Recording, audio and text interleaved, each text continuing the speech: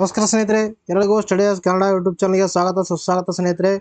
ಇವತ್ತಿನ ಒಂದು ಕ್ಲಾಸ್ದಲ್ಲಿ ನಾವು ಏಪ್ರಿಲ್ 15 ಕರೆಂಟ್ ಅಫೇರ್ಸ್ ಅನ್ನು MCQ ರೂಪದಲ್ಲಿ ಚರ್ಚೆ ಮಾಡ್ತಾ ಹೋಗೋಣ.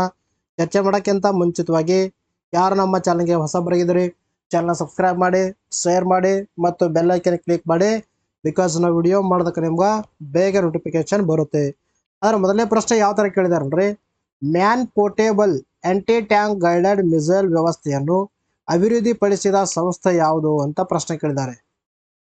ಸೊ ದ್ಯಾಟ್ ಇದಕ್ಕೆ ಸರಿಯಾದ ಉತ್ತರ ಮೊದಲನೇ ಆಪ್ಷನು DRDO ಅಂತ ಹೇಳ್ತೀವಿ.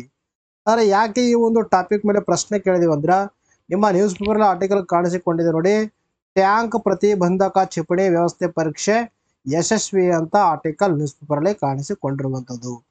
ಇದರ ಬಗ್ಗೆ ನಾವು ಸವಿಸ್ತಾರವಾಗಿ ಡಿಸ್ಕಷನ್ ಮಾಡ್ತಾ ಹೋಗೋಣ. ರಕ್ಷಣಾ ಸಂಶೋಧನೆ ಮತ್ತು ಅಭಿವೃದ್ಧಿ ಸಂಸ್ಥೆ ಅಂದರೆ DRDO ಅಂತ ಹೇಳ್ತೀವಿ ಮತ್ತು ಭಾರತೀಯ ಸೇನೆಯು ರಾಜಸ್ಥಾನದ ಪೋಖ್ರಾನ್ನಲ್ಲಿ ಗುರಿ ನಿರ್ದೇಶಿತ ಟ್ಯಾಂಕ್ ಪ್ರತಿಬಂಧಕ ಕ್ಷಿಪಣಿ ಅಂದರೆ man portable aunty tank guided missile ವ್ಯವಸ್ಥೆಯ ಪ್ರಯೋಗವನ್ನು ಯಶಸ್ವಿಯಾಗಿ ನಡೆಸಿರುವಂಥದ್ದು. ಈ ಒಂದು ಕ್ಷಿಪಣಿ ವ್ಯವಸ್ಥೆಯು ಹಗಲು ಮತ್ತು ರಾತ್ರಿ ವೇಳೆ ನಡೆಸುವ ಒಂದು ಕಾರ್ಯಾಚರಣೆಯಲ್ಲಿ ಬಳಸಬಹುದಾಗಿರುವಂಥದ್ದು. ಅದಲ್ಲದೆ ಇದನ್ನು DRDOನಿಂದ ಸ್ಥಳೀಯವಾಗಿ ವಿನ್ಯಾಸಗೊಳಿಸಲಾಗಿದೆ ಮತ್ತು ಅಭಿವೃದ್ಧಿಪಡಿಸಲಾಗಿರುವಂಥದ್ದು. ರೀಸೆಂಟ್ ಆಗಿ ಸುದ್ದಿಯಲ್ಲಿರುವಂಥ ಈ ಒಂದು ಏನು man portable aunty tank guided ಒಂದು ಮಿಸೈಲ್ ವ್ಯವಸ್ಥೆ ಇದೆ ನೋಡ್ರಿ, ಇದು ಒಂದು DRDOನು ಒಂದು ಸಂಸ್ಥೆಯ ಮೂಲಕ ಅಭಿವೃದ್ಧಿಪಡಿಸಲಾಗಿರುವಂಥದ್ದು. ಶತ್ರು ಟ್ಯಾಂಕ್ಗಳು ಮತ್ತು ಶಸ್ತ್ರಸಜ್ಜಿತ ವಾಹನಗಳನ್ನು ನಾಶ ಮಾಡಲು ಪದಾತಿ ಸೈನ್ಯದ ಘಟಕಗಳಿಂದ ಈ ಒಂದು ವ್ಯವಸ್ಥೆಯನ್ನು ಬಳಸಬಹುದಾಗಿರುವಂಥದ್ದು. ಅದಲ್ಲದೆ ಇದು ಹಗುರವಾದ ಮತ್ತು ಒಬ್ಬ ವ್ಯಕ್ತಿಯಿಂದ ಸುಲಭವಾಗಿ ಸಾಗಿಸಲು ಇದನ್ನು ವಿನ್ಯಾಸಗೊಳಿಸಲಾಗಿರುವಂಥದ್ದು. ಇನ್ನು DRDO ಬಗ್ಗೆ ನಾವು ಡಿಸ್ಕಷನ್ ಮಾಡ್ತಾ ಬಂದ ನೋಡಿ. DRDO ಅಂದ್ರೆ defence research and development organisation ಅಂತ ಹೇಳ್ತೀವಿ. ವಿವಿಧ ರಕ್ಷಣಾ ಕ್ಷೇತ್ರಗಳಲ್ಲಿ ಮಿಲಿಟರಿ ಸಾಮರ್ಥ್ಯಗಳು ಮತ್ತು ತಾಂತ್ರಿಕ ಪ್ರಗತಿಯನ್ನು ಹೆಚ್ಚಿಸಲು 1958ರಲ್ಲಿ ಈ ಒಂದು ಸಂಸ್ಥೆಯನ್ನು ಸ್ಥಾಪನೆ ಮಾಡಲಾಗಿರುವಂಥದ್ದು. ಇದರ ಒಂದು ಪ್ರಮುಖ ಜವಾಬ್ದಾರಿ ಅಥವಾ ಉದ್ದೇಶ ಏನಂದ್ರೆ, ಭಾರತೀಯ ಸಶಸ್ತ್ರ ಪಡೆಗಳಿಗೆ ಅತ್ಯಾಧುನಿಕ ಶಸ್ತ್ರಾಸ್ತ್ರ ಉಪಕರಣಗಳಾಗಿರ್ಬೋದು, ಕ್ಷಿಪಣಿಗಳಾಗಿರ್ಬೋದು, ಎಲೆಕ್ಟ್ರಾನಿಕ್ ಯುದ್ಧ ವ್ಯವಸ್ಥೆಗಳಾಗಿರ್ಬೋದು ಮತ್ತು ಸಂವಹನ ತಂತ್ರಜ್ಞಾನಗಳನ್ನು ಅಭಿವೃದ್ಧಿಪಡಿಸುವಂಥ ಜವಾಬ್ದಾರಿಯನ್ನು ಹೊಂದಿರುವಂಥದ್ದು. ಈ ಒಂದು ಏನು 1958ರಲ್ಲಿ ಸ್ಥಾಪನೆ ಮಾಡಿರುವಂಥ DRDO ಭಾರತೀಯ ಸಶಸ್ತ್ರ ಪಡೆಗಳಿಗೆ ಈ ಒಂದು ಏನು ಕ್ಷಿಪಣಿ ಆಗಿರಬಹುದು ಅಥವಾ ಶಸ್ತ್ರಾಸ್ತ್ರಗಳಾಗಿರ್ಬೋದು ಇವೆಲ್ಲವನ್ನು ಕೂಡ ಅಭಿವೃದ್ಧಿಪಡಿಸುವಂಥ ಒಂದು ಜವಾಬ್ದಾರಿಯನ್ನು ಹೊಂದಿರುವಂಥದ್ದು. ಇದು ರೂಪುಗೊಂಡಿದೆ, ಈಗಾಗಲೇ ಡಿಸ್ಕಷನ್ ಮಾಡಿದ್ದೀವಿ, 1958 ಅಂತ ಹೇಳ್ತೀವಿ. ಇದರ ಒಂದು ಹೆಡ್ ಕ್ವಾರ್ಟರ್ ಎಲ್ಲಿ ಕಂಡು ಬರುತ್ತೆ? ನವದೆಹಲಿಯಲ್ಲಿ ಕಂಡು ಬರುತ್ತೆ. ಇನ್ನು ಪ್ರಸ್ತುತ ಈ ಒಂದು DRDOನ ಅಧ್ಯಕ್ಷರು ಯಾರಿದ್ರ? ಸಮೀರ್ V ಕಾಮತ್ ಅಂತ ನಾವು ಹೇಳ್ತೀವಿ. ಇನ್ನು ಯಾರಿಗೆ ನಮ್ಮ ಮ್ಯಾಗಝಿನ್ಗಳನ್ನು ಬೇಕು, ಈ ಒಂದು ನಂಬರ್ಗೆ ನೀವು ಪೇ ಮಾಡಿದ್ದು ಸ್ಕ್ರೀನ್ ಶಾಟ್ ಅನ್ನು ಕಳಿಸುವ ಮೂಲಕ ಪಡೆದುಕೊಳ್ಬೋದು. ಆದರೆ ಎಷ್ಟಾಗತ್ತೆ ಅಂತ ಪ್ರೈಸ್ ಕೊಟ್ಟಿದ್ದಾರೆ ನೋಡ್ರಿ, ಫಾರ್ 1 ಮಂತ್ ಕೊಟ್ಟಿದ್ದಾರೆ. ಆಮೇಲೆ 2023 ಜನವರಿ ಹಿಡ್ಕೊಂಡು ಮಾರ್ಚ್ 2024 ಎಷ್ಟಾಗುತ್ತೆ? 600 ರೂಪಾಯಿ ಆಗುತ್ತೆ. 2022 ಜನವರಿ ಟು ಮಾರ್ಚ್ 2024 ಎಷ್ಟಾಗುತ್ತೆ? 1100 ರೂಪಾಯಿ ಆಗುತ್ತೆ. ಇದರ ಡಿಸ್ಕೌಂಟ್ ಸೇರಿಬಿಟ್ಟು ನಿಮಗೆ 1000 ರೂಪಾಯಲ್ಲಿ ಸಿಗುತ್ತೆ. ಈ ಒಂದು ನಂಬರ್ಗೆ ನೀವು ಪೇ ಮಾಡಿದ್ದು ಸ್ಕ್ರೀನ್ ಶಾಟ್ ಅನ್ನು ಕಳಿಸುವ ಮೂಲಕ ನಮ್ಮ PDF ಫಾರ್ಮೆಟ್ ಅಲ್ಲಿರುವಂಥ ಮ್ಯಾಗಝಿನ್ಗಳನ್ನು ನೀವು ಪಡೆದುಕೊಳ್ಳಬಹುದು. ನೆಕ್ಸ್ಟ್ ಪ್ರಶ್ನೆ ಯಾವ ಥರ ಕೇಳಿದ್ರೆ ನೋಡ್ರಿ, ಈ ಒಂದು ಪ್ರಶ್ನೆ ಬಹಳ ಇಂಪಾರ್ಟೆಂಟ್ ಆಗುತ್ತೆ. ಯಾವ ಥರ ಕೇಳಿದಾರೆ ನೋಡ್ರಿ, ದಸ್ತಲೀಕ್ ಸಮರಾಭ್ಯಾಸ ಯಾವ ದೇಶಗಳ ಮಧ್ಯೆ ನಡೆಯುತ್ತದೆ ಅಂತ ಪ್ರಶ್ನೆ ಕೇಳಿದ್ದಾರೆ. ಸೊ ದ್ಯಾಟ್ ಇದಕ್ಕೆ ಸರಿಯಾದ ಉತ್ತರ ಭಾರತ ಮತ್ತು ಉಜ್ಬೇಕಿಸ್ತಾನ್ ಅಂತ ನಾವು ಹೇಳ್ತೀವಿ. ನೋಡ್ರಿ, ಈ ಒಂದು ನ್ಯೂಸಲ್ಲಿ ಕಾಣಿಸಿಕೊಂಡಿರುವಂಥ ಈ ಒಂದು ಸಮರಾಭ್ಯಾಸಗಳಾಗಿರ್ಬೋದು, ಪ್ರಶಸ್ತಿಗಳಾಗಿರ್ಬೋದು, ಇವು ನಮ್ಮ ಎಕ್ಸಾಮ್ಗೆ ಬಹಳ ಇಂಪಾರ್ಟೆಂಟ್ ಆಗುತ್ತೆ. ಇನ್ನು ಇದ್ರ ಬಗ್ಗೆ ನಾವು ಮಾತಾಡ್ತಾ ಬಂದು ನೋಡಿ, ಭಾರತ ಮತ್ತು ಉಜ್ಬೇಕಿಸ್ತಾನ್ ನಡುವಿನ ದಸ್ತಲೀಕ್ ಜಂಟಿ ಮಿಲಿಟರಿ ವ್ಯಾಯಾಮದ 5ನೇ ಆವೃತ್ತಿಯು ಉಜ್ಬೇಕಿಸ್ತಾನದ ಒಂದು ಟೆರ್ಮೇಜ್ನಲ್ಲಿ ಏಪ್ರಿಲ್ 15ರಂದು ಪ್ರಾರಂಭಗೊಂಡಿರುವಂಥದ್ದು.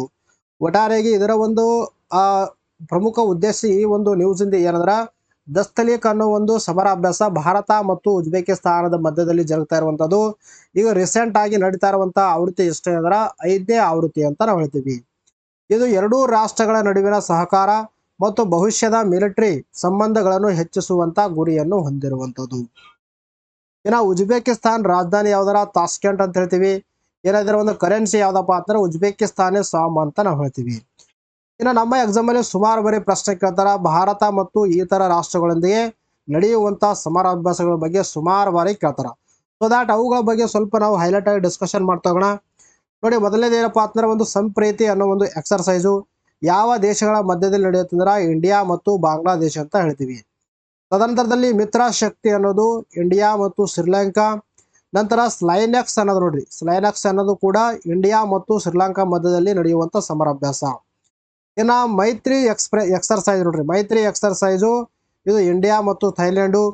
ಇನ್ನು ಸಿಯಾಮ್ ಭಾರತ್ ಅಂತ ಹೇಳ್ತೀವಿ, ಇದು ಇಂಡಿಯಾ ಮತ್ತು ಥೈಲ್ಯಾಂಡ್ ಅಂತ ಹೇಳ್ತೀವಿ. ಇದು ಎರಡು ಥೈಲ್ಯಾಂಡ್ ಮತ್ತು ಇಂಡಿಯಾ ಮಧ್ಯದಲ್ಲಿ ನಡೀತಾ ಇರುವಂತದ್ದು ಒಂದು ಮೈತ್ರಿ ಮತ್ತು ಸಿಯಾಮ್ ಭಾರತ್ ಅಂತ ಹೇಳ್ತೀವಿ.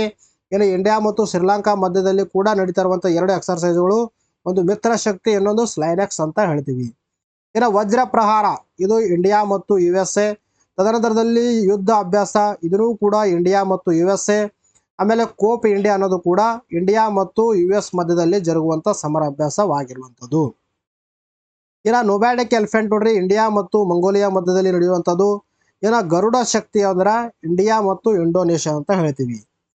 ಇನ್ನು ತದನಂತರದಲ್ಲಿ IND ಇಂಡೋ ಕಾರ್ಪಾಟ್ ಅಂತ ಹೇಳ್ತೀವಿ, ಇದು ಇಂಡಿಯಾ ಮತ್ತು ಇಂಡೋನೇಷ್ಯಾ ಮಧ್ಯದಲ್ಲಿ ಜರುಗುವಂಥದ್ದು. ಇನ್ನು ಸಮುದ್ರ ಶಕ್ತಿ ನೋಡ್ರಿ, ಇದು ಇಂಡಿಯಾ ಮತ್ತು ಇಂಡೋನೇಷ್ಯಾ. ಇಂಡಿಯಾ ಮತ್ತು ಇಂಡೋನೇಷ್ಯಾ ಮಧ್ಯದಲ್ಲಿ ಎರಡು ನೋಡ್ರಿ, ಒಂದು ಸಮುದ್ರ ಶಕ್ತಿ, ಇನ್ನೊಂದು ಗರುಡ ಶಕ್ತಿ ಅಂತ ಹೇಳ್ತೀವಿ. ಇನ್ನು ಶಕ್ತಿ ಸಮರಾಭ್ಯಾಸ ಯಾವ ದೇಶಗಳ ಮಧ್ಯೆ ಜರುಗುತ್ತಂತ ಇಂಡಿಯಾ ಮತ್ತು ಫ್ರಾನ್ಸು. ಇನ್ನು ವರುಣ ಅನ್ನೋದು ಕೂಡ ಇಂಡಿಯಾ ಮತ್ತು ಫ್ರಾನ್ಸು. ಗರುಡ ಅನ್ನೋದು ಕೂಡ ಇಂಡಿಯಾ ಮತ್ತು ಫ್ರಾನ್ಸ್ ಅಂತ ಹೇಳ್ತೀವಿ. ಇಲ್ಲಿ ಮೂರು ಎಕ್ಸರ್ಸೈಸ್ಗಳು ಭಾರತ ಮತ್ತು ಫ್ರಾನ್ಸ್ ಮಧ್ಯದಲ್ಲಿ ನಡೀತಾ ಇರುವಂಥದ್ದು, ಒಂದು ಶಕ್ತಿ, ವರುಣ ಮತ್ತು ಗರುಡ ಅಂತ ಹೇಳ್ತೀವಿ. ಇನ್ನು ಜಪಾನ್ ಮಧ್ಯದಲ್ಲಿ ಯಾವಂದ್ರ ಒಂದು ಧರ್ಮ ಗಾರ್ಡಿಯನು, ಇನ್ನೊಂದು ಯಾವ್ದಪ್ಪ ಅಂತಾರೆ ಜಿಮ್ಯಾಕ್ಸ್ ಸಮರಾಭ್ಯಾಸ ಅಂತ ಹೇಳ್ತೀವಿ. ಇನ್ನು ಭಾರತ ಮತ್ತು ನೇಪಾಳ ದೇಶದ ಮಧ್ಯದಲ್ಲಿ ಜರುಗುವಂಥದ್ದು ಯಾವಂದ್ರ ಸೂರ್ಯಕಿರಣ ಅಂತ ಹೇಳ್ತೀವಿ. ಇನ್ನು ಹ್ಯಾಂಡ್ ಇನ್ ಹ್ಯಾಂಡ್ ಎಕ್ಸರ್ಸೈಸು ಇದು ಚೀನಾ ಮತ್ತು ಭಾರತ ಮಧ್ಯದಲ್ಲಿ ನಡೆಯುವಂಥದ್ದು. ಇನ್ನು ಸಿಂಬೆಕ್ಸ್ ಅನ್ನೋದು ಇಂಡಿಯಾ ಮತ್ತು ಸಿಂಗಾಪುರ. ತದರದಲ್ಲಿ ಅಸಿಂಡೆಕ್ಸ್ ಅಂದ್ರೆ ಯಾವ್ದಾರ ಇದು ಇಂಡಿಯಾ ಮತ್ತು ಆಸ್ಟ್ರೇಲಿಯಾ ಅಂತ ಹೇಳ್ತೀವಿ. ನಂತರದಲ್ಲಿ ಇಂಡೋ ಥೈ ಕಾರ್ಪೊರೇಟ್ ಅಂತ ಹೇಳ್ತೀವಿ. ಇಂಡೋ ಥೈ ಕಾರ್ಪೊರೇಟ್ ಇದು ಇಂಡಿಯಾ ಮತ್ತು ಥೈಲ್ಯಾಂಡ್ ಮಧ್ಯದಲ್ಲಿ ನಡೆಯುವಂಥದ್ದು. ಅಷ್ಟ್ರಾಹಿಂದ ಇದು ಇಂಡಿಯಾ ಮತ್ತು ಆಸ್ಟ್ರೇಲಿಯಾ ಮಧ್ಯದಲ್ಲಿ ಜರುಗುವಂತ ಸಮರಾಭ್ಯಾಸವಾಗಿರುವಂಥದ್ದು. ನೋಡ್ರಿ ಯಾವ ತರ ನಾವು ಒಂದು ಆರ್ಟಿಕಲ್ ಡಿಸೈನ್ ಮಾಡಿದ್ವಿ. ದಸ್ತಲಿಕ್ ಅಂತ ಒಂದು ಏನಪ್ಪ ಪಾತ್ರ ಒಂದು ಸಮರಾಭ್ಯಾಸ ಕಾಣಿಸಿಕೊಂಡಿರುವಂಥದ್ದು, ಅದರ ಬಗ್ಗೆ ನಾವು ಡಿಸ್ಕಷನ್ ಮಾಡಿದೀವಿ. ಅದಲ್ಲದೆ ಉಜ್ಬೇಕಿಸ್ತಾನದ ಬಗ್ಗೆ ಸ್ವಲ್ಪ ಡಿಸ್ಕಷನ್ ಮಾಡಿದೀವಿ. ತದನಂತರದಲ್ಲಿ ಭಾರತ ಮತ್ತು ಈ ತರ ದೇಶಗಳೊಂದಿಗೆ ನಡೆಯುವಂತ ಕೆಲವೊಂದಿಷ್ಟು ಸಮರಾಭ್ಯಾಸಗಳ ಬಗ್ಗೆನೂ ಕೂಡ ನಾವು ಡಿಸ್ಕಷನ್ ಮಾಡಿದೀವಿ. ಇದೇ ತರನಾಗಿರುವಂತ ಪ್ರತಿಯೊಂದು ನಾವು ಏನಪ್ಪಾ ಅಂದ್ರೆ ನ್ಯೂಸ್ ಇದೇ ತರನಾಗಿ ನಮ್ಮ ಒಂದು ಮ್ಯಾಗ್ಝಿನ್ ಅಲ್ಲಿ ಕವರ್ ಮಾಡಿರ್ತೀವಿ. ಯಾರಿಗೆ ನಮ್ಮ ಒಂದು ಮ್ಯಾಗ್ಝಿನ್ ಅನ್ನು ನಿಮಗೆ ಬೇಕು, ಈ ಒಂದು ನಂಬರ್ಗೆ ನೀವು ಪೇ ಮಾಡಿದನ್ನು ಸ್ಕ್ರೀನ್ ಶಾಟ್ ಅನ್ನು ಕಳಿಸುವ ಮೂಲಕ ನೀವು ಪಡೆದುಕೊಳ್ಳಬಹುದು. ಇನ್ನು ನೆಕ್ಸ್ಟ್ ಪ್ರಶ್ನೆ ಯಾವ ತರ ಕೇಳಿದೆ ನೋಡ್ರಿ, ಯೂನಿವರ್ಸಿಟಿ ಗ್ರಾಂಟ್ಸ್ ಕಮಿಷನ್ ಸ್ಥಾಪನೆಯಾದ ವರ್ಷ ಅಂತ ಪ್ರಶ್ನೆ ಕೇಳಿದ್ದಾರೆ. ಇದಕ್ಕೆ ಸರಿಯಾದ ಉತ್ತರ ಎರಡನೇ ಆಪ್ಷನ್ 1956 ಅಂತ ನಾವು ಹೇಳ್ತೀವಿ. ಇದ್ರ ಬಗ್ಗೆ ನಾವು ಮಾತಾಡ್ತಾ ಬಂದ ನೋಡಿ, ಕೇಂದ್ರ ಸರ್ಕಾರವು ಇತ್ತೀಚೆಗೆ ಆಶೀಶ್ ಕುಮಾರ್ ಚೌಹಾಣ್ ಮತ್ತು ಶ್ರೀಧರ್ ವೆಂಬು ಅವರನ್ನು ವಿಶ್ವವಿದ್ಯಾಲಯದ ಅನುದಾನ ಆಯೋಗ ಅಂದ್ರೆ ಯೂನಿವರ್ಸಿಟಿ ಗ್ರಾಂಟ್ಸ್ ಕಮಿಷನ್ದ ಸದಸ್ಯರಾಗಿ 3 ವರ್ಷಗಳ ಅವಧಿಗೆ ನೇಮಕ ಮಾಡಿರುವಂಥದ್ದು. ಇಬ್ಬರು ವ್ಯಕ್ತಿಗಳಿಗೆ ಇಲ್ಲಿ ಈ ಒಂದು ಯೂನಿವರ್ಸಿಟಿ ಗ್ರಾಂಟ್ಸ್ ಕಮಿಷನ್ ಸದಸ್ಯರಾಗಿ ನೇಮಕ ಮಾಡಲಾಗಿರುವಂಥದ್ದು. ಒಬ್ರು ಆಶೀಶ್ ಕುಮಾರ್ ಚೌಹಾಣ್, ಇನ್ನೊಬ್ರು ಶ್ರೀಧರ್ ವೆಂಬು ಅಂತ ನಾವು ಹೇಳ್ತೀವಿ. ಎಷ್ಟು ವರ್ಷಗಳ ಅವಧಿಗೆ ಅಂದ್ರೆ 3 ವರ್ಷಗಳ ಅವಧಿಗೆ ಆಯ್ಕೆ ಮಾಡಲಾಗಿರುವಂಥದ್ದು. ಇನ್ನು ಯೂನಿವರ್ಸಿಟಿ ಗ್ರಾಂಟ್ಸ್ ಕಮಿಷನ್ ಬಗ್ಗೆ ಮಾತಾಡ್ತಾ ಬಂದ ನೋಡಿ, ಭಾರತ ಸರ್ಕಾರದ ಶಿಕ್ಷಣ ಸಚಿವಾಲಯದ ಉನ್ನತ ಶಿಕ್ಷಣ ಇಲಾಖೆ ಅಡಿಯಲ್ಲಿ ಒಂದು ಶಾಸನಬದ್ಧ ಸಂಸ್ಥೆಯಾಗಿರುವಂಥದ್ದು. ಇದನ್ನು UGC ಕಾಯ್ದೆ 1956 ಒಂದು ಅನುಗುಣವಾಗಿ ಸ್ಥಾಪಿಸಲಾಗಿರುವಂಥದ್ದು. ನಂತರದಲ್ಲಿ ಭಾರತದಲ್ಲಿ ಉನ್ನತ ಶಿಕ್ಷಣದ ಗುಣಮಟ್ಟ ಸಮನ್ವಯ, ನಿರ್ಣಯ ಮತ್ತು ನಿರ್ವಹಣೆ ಹೊಣೆಗಾರಿಕೆಯನ್ನು ಹೊಂದಿರುವಂಥದ್ದು. ಭಾರತದಲ್ಲಿ ಉನ್ನತ ಶಿಕ್ಷಣದ ಒಂದು ಏನಪ್ಪಾ ಅಂತಂದ್ರೆ ಜವಾಬ್ದಾರಿ ಹೊಂದಿರುವಂತ ಒಂದು ಇದು ಸಂಸ್ಥೆ ಆಗಿರುವಂಥದ್ದು. ಇದು ಭಾರತದಲ್ಲಿನ ವಿಶ್ವವಿದ್ಯಾನಿಲಯಗಳಿಗೆ ಮಾನ್ಯತೆ ಒಂದು ನೀಡುತ್ತದೆ. ಅದಲ್ಲದೆ ಮಾನ್ಯತೆ ಪಡೆದಿರುವಂತಹ ವಿಶ್ವವಿದ್ಯಾಲಯಗಳು ಮತ್ತು ಕಾಲೇಜುಗಳಿಗೆ ಹಣವನ್ನು ಕೂಡ ವಿತರಣೆ ಮಾಡುವಂತ ಕೆಲಸವನ್ನ ಮಾಡ್ತಾ ಇರುವಂಥದ್ದು. ಇದು ಸ್ಥಾಪನೆ ಮಾಡಿದ್ದು 1956ರಲ್ಲಿ. ಇದರ ಒಂದು ಪ್ರಧಾನ ಕಚೇರಿಯಲ್ಲಿ ಕಂಡು ಬರುತ್ತಂದ್ರ ನವದೆಹಲಿಯಲ್ಲಿ ಕಂಡು ಬರುತ್ತೆ. ಇನ್ನು ನೆಕ್ಸ್ಟ್ ಕ್ವಶನ್ ಯಾವ ತರ ಕೇಳಿದೆ ನೋಡ್ರಿ, 2023ರ AM ಟೂರಿಂಗ್ ಪ್ರಶಸ್ತಿ ಪಡೆದವರು ಯಾರು ಅಂತ ಪ್ರಶ್ನೆ ಕೇಳಿದ್ದಾರೆ. ಇದಕ್ಕೆ ಸರಿಯಾದ ಉತ್ತರ ಮೊದಲನೇ ಆಪ್ಷನು ಅವಿ ವಿಗ್ಡರ್ಸನ್ ಅಂತ ನಾವು ಹೇಳ್ತೀವಿ.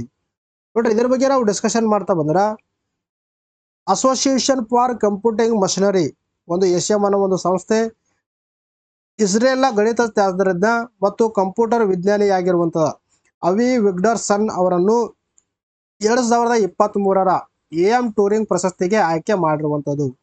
ಈ ಒಂದು AM ಟೂರಿಂಗ್ ಪ್ರಶಸ್ತಿಗೆ ನಾವು ಏನು ಕರಿತೀವಿ ಕಂಪ್ಯೂಟಿಂಗ್ ಒಂದು ನೋಬೆಲ್ ಪ್ರಶಸ್ತಿ ಅಂತ ಕರಿತೀವಿ. ಕಂಪ್ಯೂಟಿಂಗ್ ಕ್ಷೇತ್ರದಲ್ಲಿ ನೀಡುವಂತಹ ಒಂದು ನೋಬೆಲ್ ಪ್ರಶಸ್ತಿ ಅಂತ ನಾವು ಯಾವ್ದಕ್ಕೆ ಕರಿತೀವಿ ಅಂದ್ರೆ AM ಟೂರಿಂಗ್ ಪ್ರಶಸ್ತಿ ಅಂತ ಹೇಳ್ತೀವಿ. 2023ನೇ ಸಾಲಿನ ಯಾರೇ ನೀಡಲಾಗಿದ್ರ ಅವಿ ವಿಗ್ಡರ್ಸನ್ ಅಂತ ಹೇಳ್ತೀವಿ. ಇನ್ನು ಈ ಒಂದು ಪ್ರಶಸ್ತಿ ಎಷ್ಟು ಬಹುಮಾನಗಳನ್ನು ಒಳಗೊಂಡದರ US ಡಾಲರ್ 1 ಮಿಲಿಯನ್ ನಗದು ಬಹುಮಾನವನ್ನು ಒಳಗೊಂಡಿರುವಂಥದ್ದು. ಇನ್ನು AM ಟೂರಿಂಗ್ ಪ್ರಶಸ್ತಿ ಬಗ್ಗೆ ಮಾತಾಡ್ತಾ ಬಂದ್ರಿ. ಆಧುನಿಕ ಕಂಪ್ಯೂಟರ್ ವಿಜ್ಞಾನದ ಪಿತಾಮಹ, ಆಧುನಿಕ ಕಂಪ್ಯೂಟರ್ ಒಂದು ಪಿತಾಮಹ ಅಂತ ಕರೆಸಿಕೊಂಡಿರುವಂತಹ ಬ್ರಿಟಿಷ್ ಗಣಿತ ಶಾಸ್ತ್ರಜ್ಞರಾಗಿರುವಂತಹ ಅಲನ್ ಎಂ ಟೂರಿಂಗ್ ಅವರ ಒಂದು ಹೆಸರನ್ನೇ ಈ ಒಂದು ಪ್ರಶಸ್ತಿಗೆ ಹೇಳಲಾಗಿರುವಂಥದ್ದು. ವೆರಿ ಇಂಪಾರ್ಟೆಂಟ್ ಆಗುತ್ತೆ ನೋಡ್ರಿ. ಆಧುನಿಕ ಕಂಪ್ಯೂಟರ್, ಮಾಡರ್ನ್ ಕಂಪ್ಯೂಟರ್ ಒಂದು ಫಾದರ್ ಆಫ್ ಮಾಡರ್ನ್ ಕಂಪ್ಯೂಟರ್ ಯಾರಂದ್ರ ಅಲನ್ ಎಂ ಟೂರಿಂಗ್ ಅಂತ ನಾವು ಹೇಳ್ತೀವಿ. ಪ್ರಶಸ್ತಿಯು 1966ರಲ್ಲಿ ಸ್ಥಾಪನೆಯಾದಾಗಿನಿಂದ ಕಂಪ್ಯೂಟಿಂಗ್ ಕ್ಷೇತ್ರಕ್ಕೆ ನೀಡಿದ ಗಮನಾರ್ಹ ಕೊಡುಗೆಗಳನ್ನು ಗುರುತಿಸ್ತಾ ಇರುವಂಥದ್ದು. ಯಾರು ಈ ಒಂದು ಕಂಪ್ಯೂಟಿಂಗ್ ಕ್ಷೇತ್ರದಲ್ಲಿ ಒಂದು ಯಾರಪ್ಪ ಅಂದ್ರೆ ಒಂದು ಕೊಡುಗೆ ನೀಡಿರ್ತಾರ ಅಂತವರಿಗೆ ಈ ಒಂದು ಪ್ರಶಸ್ತಿಯನ್ನು ಪ್ರದಾನ ಮಾಡಲಾಗುತ್ತೆ. ಇನ್ನು ನೆಕ್ಸ್ಟ್ ಪ್ರಶ್ನೆ ಯಾವ ತರ ಕೇಳಿದೆ ನೋಡ್ರಿ. ಬ್ಲೂ ಒರಿಜಿನ್ ಮಿಷನ್ ಪ್ರಾರಂಭಿಸಿದವರು ಯಾರು ಅಂತ ಪ್ರಶ್ನೆ ಕೇಳಿದರೆ ಇದಕ್ಕೆ ಸರಿಯಾದ ಉತ್ತರ ಅಮೆಜಾನ್ ಸಂಸ್ಥಾಪಕರಾಗಿರುವಂತಹ ಜೆಫ್ ಬೆಜೋಸ್ ಅಂತ ನಾವು ಹೇಳ್ತೀವಿ. ಆದರೆ ಯಾಕೆ ಈ ಒಂದು ಟಾಪಿಕ್ ಮೇಲೆ ಪ್ರಶ್ನೆ ಕೇಳಿದ್ವಿ ಅಂದ್ರೆ ನಿಮ್ಮ ನ್ಯೂಸ್ ಪೇಪರ್ ಆರ್ಟಿಕಲ್ ಕಾಣಿಸಿಕೊಂಡಿದರೆ ಬಾಹ್ಯಾಕಾಶ ಪ್ರವಾಸಕ್ಕೆ ಭಾರತದ ಮೊದಲ ವ್ಯಕ್ತಿ ಆಂಧ್ರ ಉದ್ಯಮಿ ಗೋಪಿ ತೋಟುಕರ್ ಆಯ್ಕೆ ಅಮೆಜಾನ್ ಒಡೆಯರ ರಾಕೆಟ್ನಲ್ಲಿ ಪ್ರಯಾಣ ಅಂತ ಆರ್ಟಿಕಲ್ ನ್ಯೂಸ್ ಪೇಪರ್ ಕಾಣಿಸಿಕೊಂಡಿರುವಂಥದ್ದು. ಇದ್ರ ಬಗ್ಗೆನೂ ಕೂಡ ನಾವು ಡಿಸ್ಕಷನ್ ಮಾಡ್ತಾ ಹೋಗೋಣ. ಬಾಹ್ಯಾಕಾಶ ಪ್ರವಾಸಕ್ಕೆ ಭಾರತೀಯ ಪ್ರವಾಸಿಯೊಬ್ಬರನ್ನು ತೆರಳಲು ಆಯ್ಕೆ ಮಾಡಲಾಗಿರುವಂಥದ್ದು.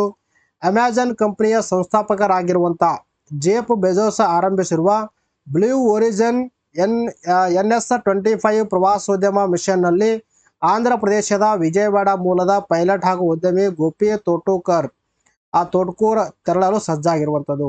ಅಂದರೆ ಇವ್ರು ಏನ್ ಮಾಡ್ತಿದ್ದಾರೆ, ಒಂದು ಬಾಹ್ಯಾಕಾಶ ಯಾನ ಮಾಡಕ ಇಲ್ಲಿ ಭಾರತೀಯ ಒಬ್ಬರು ಆಗಿರುವಂತ ಯಾರಪ್ಪ ಅಂದ್ರೆ ಗೋಪಿ ತೋಟುಕರ್ ಅವರಿಗೆ ಇಲ್ಲಿ ಆಯ್ಕೆ ಮಾಡಲಾಗಿರುವಂಥದ್ದು. Blue Origin mission New Shepard ನೌಕೆ ಈಗಾಗಲೇ 6 ಬಾರಿ ಗಗನ ಒಂದು ನೌಕೆಗೆ ಬಾಹ್ಯಾಕಾಶಕ್ಕೆ ಹೋಗಿ ಬಂದಿರುವಂಥದ್ದು. ಒಂದು ಏನಪ್ಪಾ ಅಂದ್ರೆ ಒಂದು ಗಗನಯಾನ ಮಾಡಿ ಬಂದಿರುವಂಥದ್ದು. ಅದರಲ್ಲಿ ಎಷ್ಟಂದ್ರೆ 30 ಮಂದಿ ಬಾಹ್ಯಾಕಾಶಕ್ಕೆ ಒಂದು ಪ್ರಯಾಣವನ್ನು ಬೆಳೆಸಿಕೊಂಡಿರುವಂಥದ್ದು ಈ ಒಂದು ನೌಕೆಯ ಮೂಲಕ. ಇದಾಗ 7ನೇ ಪ್ರವಾಸಿಗೆ ಗೋಪಿ ಅವರನ್ನು ಆಯ್ಕೆ ಮಾಡಲಾಗಿರುವಂಥದ್ದು. ಕೇವಲ ಗೋಪಿಯವರು ಈ ಒಂದು ಪ್ರವಾಸದಲ್ಲಿ ಹೋಗ್ತಾ ಇಲ್ಲ, ಇವರ ಜೊತೆಗೆ ತೆರಳಲು 5 ಮಂದಿಯನ್ನು ಕೂಡ ಇತರರನ್ನು ಆಯ್ಕೆ ಮಾಡಲಾಗಿರುವಂಥದ್ದು. ಭಾರತದಿಂದ ಗೋಪಿ ಅವರನ್ನು ಆಯ್ಕೆ ಮಾಡಲಾಗಿರುವಂಥದ್ದು. ಇನ್ನು ಭಾರತದಿಂದ ಬಾಹ್ಯಾಕಾಶ ಕೈಗೊಂಡವರು ಯಾರಂದ್ರ ಹಲವಾರು ಜನ ಇದಾರ. ಕೆಲವೊಬ್ರು ಯಾರು ನೋಡ್ರಿ, ಈ ಹಿಂದೆ ಭಾರತೀಯ ವಾಯುಪಡೆಯ ವಿಂಗ್ ಕಮಾಂಡರ್ ಆಗಿರುವಂತಹ ರಾಕೇಶ್ ಶರ್ಮಾ ಅವರದು 1984ರಲ್ಲಿ ಬಾಹ್ಯಾಕಾಶ ಯಾನವನ್ನು ಕೈಗೊಂಡಿರುವಂಥದ್ದು. ಅಂದ್ರೆ ಇಲ್ಲಿ ನಾವು ಗೋಪಿ ಏನೋ ತೋಟ್ಕೂರ್ ಅವರಿಗೆ ನಾವು ಇಲ್ಲಿ ಆಯ್ಕೆ ಮಾಡಿದ್ರು ನೋಡ್ರಿ. ಕೇವಲ ಈ ಒಂದು ವ್ಯಕ್ತಿ ಮಾತ್ರ ಭಾರತದಿಂದ ಇಲ್ಲಿ ಏನಪ್ಪಾ ಅಂದ್ರೆ ಒಂದು ಬಾಹ್ಯಾಕಾಶ ಯಾನವನ್ನು ಕೈಗೊಂಡಿಲ್ಲ. ಈ ಹಿಂದೆನೂ ಕೂಡ ಯಾರದಾರ ರಾಕೇಶ್ ಶರ್ಮಾ ಅವರು 1984ರಲ್ಲಿ ಬಾಹ್ಯಾಕಾಶ ಯಾನವನ್ನು ಕೈಗೊಂಡು ಯಶಸ್ವಿಯಾಗಿರುವಂಥದ್ದು. ಅದಲ್ಲದೆ ನಾಸಾ ವಿಜ್ಞಾನಿಗಳಾಗಿ ಕೆಲಸ ಮಾಡಿರುವಂತಹ ಕಲ್ಪನಾ ಚಾವ್ಲಾ ಆಗಿರ್ಬೋದು, ಸುನೀತಾ ವಿಲಿಯಂ ಆಗಿರ್ಬೋದು, ಹಾಗೂ ರಾಜಾಚಾರ್ಯ ಶಿರೀಶ್ ಬಂಡಾ ಅವರು ಕೂಡ ಬಾಹ್ಯಾಕಾಶಕ್ಕೆ ತೆರಳಿ ಯಶಸ್ಸನ್ನು ಕಂಡಿರುವಂಥದ್ದು. ಇನ್ನು ನ್ಯೂ ಶೆಪರ್ಡ್ ಅನ್ನೋದು ನೋಡ್ರಿ ಸಂಪೂರ್ಣ ಮರುಬಳಕೆಯಾಗುವಂತಹ ನೌಕೆಯಾಗಿದ್ದು ಬಾಹ್ಯಾಕಾಶ ಪ್ರವಾಸಕ್ಕೆ ಉದ್ಯಮದಿಂದ ಇದನ್ನು ಬ್ಲೂ ಒರಿಜಿನ್ ಕಂಪನಿ ಅಭಿವೃದ್ಧಿ ಪಡಿಸಿರುವಂಥದ್ದು. ಬ್ಲೂ ಒರಿಜಿನ್ ಕಂಪನಿ ಯಾರಪ್ಪ ಅಂತಂದ್ರೆ ಅಮೆಜಾನ್ ಸಂಸ್ಥಾಪಕರಾಗಿರುವಂತಹ ಜೆಫ್ ಬೆಜೋಸ್ ಅವರ ಒಂದು ಒಡೆತನದಲ್ಲಿ ಈ ಒಂದು ನೌಕೆಯನ್ನು ನಿರ್ಮಾಣ ಮಾಡಲಾಗಿರುವಂಥದ್ದು. ಇನ್ನು ನೆಕ್ಸ್ಟ್ ಓನರ್ಸ್ ಕೊಟ್ಟಿದ್ದಾರೆ. ಮೊದಲನೇ ಪ್ರಶ್ನೆ ಯಾವ ತರ ಕೇಳಿದ್ದಾರೆ ನೋಡ್ರಿ. ತೆರಿಗೆ ವಂಚನೆಯನ್ನು ತಡೆಗಟ್ಟುವಲ್ಲಿ ಗಮನ ಹರಿಸಲು ಭಾರತದ ಜೊತೆಗೆ ಯಾವ ದೇಶವು ಇತ್ತೀಚೆಗೆ ಡಬಲ್ ತೆರಿಗೆ ತಪ್ಪಿಸುವ ಒಪ್ಪಂದವನ್ನು ತಿದ್ದುಪಡಿ ಮಾಡಿದೆ ಅಂತ ಪ್ರಶ್ನೆ ಕೇಳಿದ್ದಾರೆ. ಇದಕ್ಕೆ ಸರಿಯಾದ ಉತ್ತರ ಮಾರಿಷಸ್. ಯಾವ ಪಾವತಿ ಬ್ಯಾಂಕ್ ಇತ್ತೀಚೆಗೆ ಅನುಕೂಲಕರ ನಗದು ಹಿಂಪಡೆಯೋಕ್ಕಾಗಿ ಆಧಾರ್ ATM ಸೇವೆಯನ್ನು ಪರಿಚಯಿಸಿದೆ ಅಂತ ಪ್ರಶ್ನೆ ಕೇಳಿದ್ದಾರೆ. ಇದಕ್ಕೆ ಸರಿಯಾದ ಉತ್ತರ ಇಂಡಿಯಾ ಪೋಸ್ಟ್ ಪೇಮೆಂಟ್ಸ್ ಬ್ಯಾಂಕ್ ಅಂತ ಹೇಳ್ತೀವಿ. ಇನ್ನು ನೆಕ್ಸ್ಟ್ ಪ್ರಶ್ನೆ ಯಾವ ತರ ಕೇಳಿದ್ರೆ ನೋಡ್ರಿ. ದಕ್ಷಿಣ ಏಷ್ಯಾದ ಅಸೋಸಿಯೇಷನ್ ನಿಂದ ವರ್ಷದ ದಕ್ಷಿಣ ಏಷ್ಯಾದ ವ್ಯಕ್ತಿಯ ಪ್ರಶಸ್ತಿಯನ್ನು ಪಡೆದ ಭಾರತೀಯ ಅಮೆರಿಕನ್ ನಟಿ ಹೆಸರಿಸಿ ಅಂತ ಪ್ರಶ್ನೆ ಕೇಳಿದರೆ ಇದಕ್ಕೆ ಸರಿಯಾದ ಉತ್ತರ ಅವಂತಿಕಾ ವಂದನಾಪು ಅಂತ ಹೇಳ್ತೀವಿ. ಇನ್ನು ರಾಷ್ಟ್ರೀಯ ನ್ಯಾಯಾಂಗ ಅಕಾಡೆಮಿಯ ನಿರ್ದೇಶಕರಾಗಿ ಯಾರು ನೇಮಕಗೊಂಡಿದ್ದಾರೆ ಅಂತ ಪ್ರಶ್ನೆ ಕೇಳಿದರೆ ಇದಕ್ಕೆ ಸರಿಯಾದ ಉತ್ತರ ನ್ಯಾಯಮೂರ್ತಿ ಅನಿರುದ್ಧ್ ಬೋಸ್ ಅಂತ ಹೇಳ್ತೀವಿ. ಇನ್ನು ರಾಷ್ಟ್ರೀಯ ಸುರಕ್ಷಿತ ಮಾತೃತ್ವ ದಿನವನ್ನು ಯಾವಾಗ ಆಚರಿಸಲಾಗುತ್ತದೆ ಅಂತ ಪ್ರಶ್ನೆ ಕೇಳಿದರೆ ಇದಕ್ಕೆ ಸರಿಯಾದ ಉತ್ತರ ಏಪ್ರಿಲ್ 11 ಅಂತ ನಾವು ಹೇಳ್ತೀವಿ. ಸ್ನೇಹಿತರೆ, ಇಲ್ಲಿಗೊಂದು ವಿಡಿಯೋ ಮುಗಿಸೋಣ. ಮತ್ತೆ ಮುಂದಿನ ವಿಡಿಯೋದಲ್ಲಿ ನಾವು ಭೇಟಿಯಾಗೋಣ. ಅಲ್ಲಿ ಟೇಕ್ ಕೇರ್, ಬೈ ಬಾಯ್.